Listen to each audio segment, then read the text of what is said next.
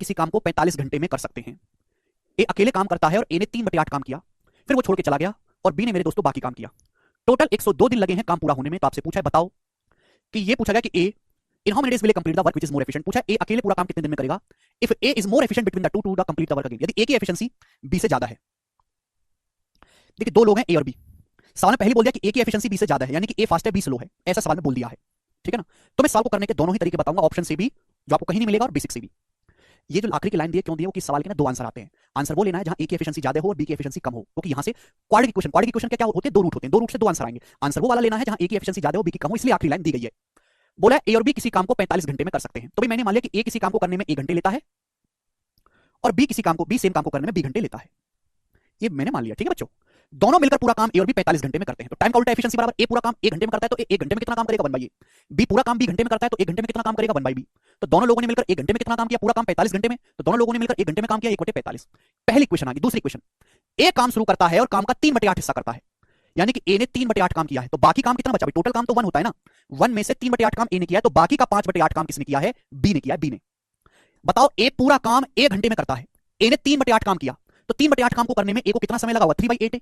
B पूरा काम B घंटे में करता है, तो बी ने काम किया है 5/8, 5/8 काम को करने में बी को कितना समय लगा हुआ 5/8 गुणा बी, और दोनों लोगों को काम पूरा करने में कितना समय लगा 102 घंटे लगा है, 102 102। ये बराबर होना चाहिए। आप बोलोगे हाँ जी सर ये बराबर होना चाहिए।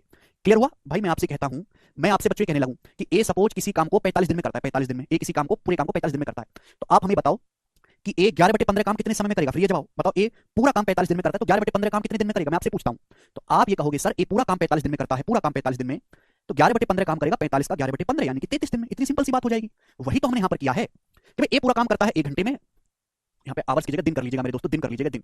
सपोज ए पूरा काम करता है ए दिन में, बी पूरा काम करता है बी दिन में।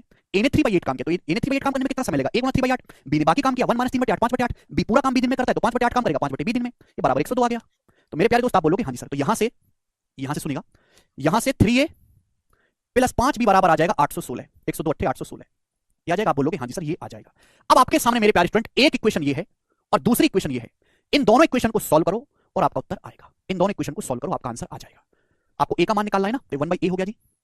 बी की वैल्यू, अगर मैं यहां से बी की वैल्यू निकालूं, एक टर्म में बी की वैल्यू क्या है, यहां से एक उधर ले जाओ 816 माइनस, अगर मैं यहां से बी का मान निकालूं, बी का मान, तो बी का मान आएगा भी 3 उधर चला जाएगा 816 माइनस 3a/5 ये आ गई और बराबर आ गया 1/45 से इक्वेशन बन गई क्वाड्रिक। यहां से एलसीएम लेने पर क्वाड्रिक इक्वेशन बनेगी। इस इक्वेशन को सॉल्व करो तब आपका उत्तर आएगा। ये है सवाल को करने का बेसिक तरीका। यहां से बी की वैल्यू निकालेंगे 816 माइनस 3a/5, ये भी एक इक्वेशन बनी, यहां से एक मान निकाल सकते हैं।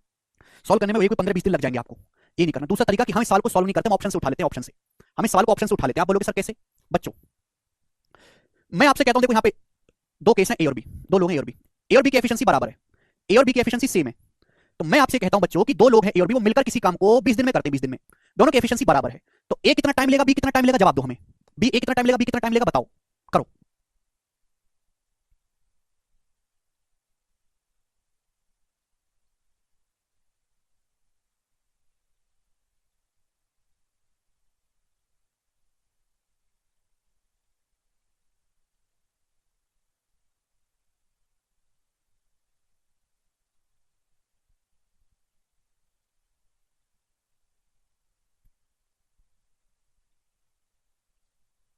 दो लोग ए और बी हैं, उनकी एफिशिएंसी बराबर है, दोनों लोग मिलकर पूरा काम 40 दिन में 20 दिन में कर रहे हैं, तो ए कितना दिन लेगा बी, तो भैया अगर दोनों की एफिशिएंसी बराबर है तो ए भी 40 दिन लेगा बी भी 40 दिन लेगा। बोलो बात को समझे। आप बोलोगे हाँ जी सर समझे, ये सिंपल है। लेकिन अगर मैं आपसे कहूं कि ए की एफिशिएंसी ज्यादा है बी से, तब क्या होगा, यही लॉजिक है। दो लोग हैं ए और बी, वो मिलकर किसी काम को 20 दिन में करते हैं, 20 दिन में। ए और बी की एफिशिएंसी बराबर है तो ए कितने दिन लेगा बी कितने दिन लेगा, लॉजिकली सोचो। अगर दोनों की एफिशिएंसी बराबर होती तो ए भी 40 दिन लेता बी भी 40 दिन लेता। सवाल के अकॉर्डिंग ए की अगर एफिशिएंसी बराबर होती तो ए भी 40 लेता बी भी 40 लेता। ए की एफिशिएंसी ज्यादा है बी से, इसका मतलब एफिशिएंसी ज्यादा है, आदमी फास्ट है, काम टाइम कम लेगा, यानी कि ए 40 दिन से कम टाइम लेगा, बी की एफिशिएंसी कम है, बी 40 दिन से ज्यादा टाइम लेगा। ये लॉजिक क्लियर हुआ कि नहीं क्लियर हुआ, बताओ बताओ, ये लॉजिक क्लियर हुआ। अगर ए की एफिशिएंसी ज्यादा है बी से, अगर दोनों की एफिशिएंसी बराबर होती दोनों 40-40 दिन लेते, ए की ज्यादा है तो ए 40 दिन से कम टाइम लेगा और बी की कम है तो बी 40 दिन से ज्यादा टाइम लेगा, यही लॉजिक है। इसी लॉजिक का इस्तेमाल आप इस सवाल में कर सकते हैं। दो लोग हैं ए और बी, वो मिलकर किसी काम को 45 दिन में करते हैं, 45 दिन में। अगर दोनों की एफिशिएंसी बराबर बराबर होती तो ए भी 90 दिन लेता काम को करने में, बी भी 90 दिन लेता। यही आप बोलोगे हाँ जी सर। बोला ए की एफिशिएंसी ज्यादा है बी से, तो ए 90 दिन से कम टाइम लेगा, बी 90 दिन से ज्यादा टाइम लेगा। पूछा क्या ए उस काम को अकेले करने में कितना समय लेगा, ठीक है ना। तो ए काम को करने में 90 दिन से कम समय लेगा, 90 दिन से कम वाला ए की ऑप्शन है 72, ये आंसर हो जाएगा। सवाल को सॉल्व करने की जरूरत ही नहीं है, बात खत्म। सवाल को सॉल्व करने की जरूरत ही नहीं है, समझ में आया। अगर सपोज दो ऑप्शन मैच हो जाते, सपोज यहां पे एक ऑप्शन 170 की बजाय ये दे देता मुझे 70 की वजह यहाँ पे देता 80, तो दो ऑप्शन मैच हो जाते। तो फिर मुझे इस सवाल को ऑप्शन से चेक करना पड़ता। दो ऑप्शन तो हट गए ना, कम से कम दो ऑप्शन तो आपके हट गए, दो ऑप्शन तो हटेंगे ही, ये और ये। अब इनमें से मुझे चेक करना पड़ेगा। ठीक है, कोई भी एक ऑप्शन चेक कर लो, अगर वो सही बैठ गया तो ठीक है, नहीं बैठा तो दूसरा। जैसे मैं इसको मान लेता हूँ 72 को, कि माना ए 72 दिन लेता है काम करने में, जबकि सवाल के अकॉर्डिंग ए प्लस बी लेते हैं 45। तो आप मुझे बताओ बी कितना ले रहा होगा? 72 45 कैल्शियम 360 टोटल वर्क आ गया। ए की एफिशिएंसी आ गई 5 और ए प्लस बी की आ जाएगी मेरे दोस्तों 8। ए की एफिशिएंसी 5 है, ए प्लस बी की 8 है, तो बी की एफिशिएंसी आ गई 3। तो बी 360 मिनट काम करेगा 3 एफिशिएंसी के साथ 120 दिन में। तो मैंने यहां से निकाल लिया बी के 120 दिन लगेंगे, ए के 72, और दोनों लोग कर लेंगे 45 दिन में। अब दूसरी लाइन को चेक करो, ए ने 3/8 काम किया, बी ने बाकी काम किया, काम 102 दिन में हुआ। ए पूरा काम 72 दिन में करता है, ए पूरा काम, तो 3/8 दिन, 3/8 काम ए कितने समय में करेगा? इतने दिन में। अगर ए ने 3/8 काम किया है तो बी ने कितना काम किया? 5/8।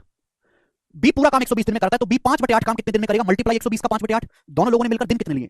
8 से 72 9 बार जाएगा, 8 से 120 15 बार जाएगा, तो 15 पंजे 75 में जब 27 जोड़ेंगे, क्या टोटल 102 दिन आ रहा है? हाँ जी 102 दिन आ रहा है, सेटिस्फाई करेगा, यही आंसर हो जाएगा। जब ये सेटिस्फाई करेगा तो ये भी गलत है, तो हम ऐसे करेंगे।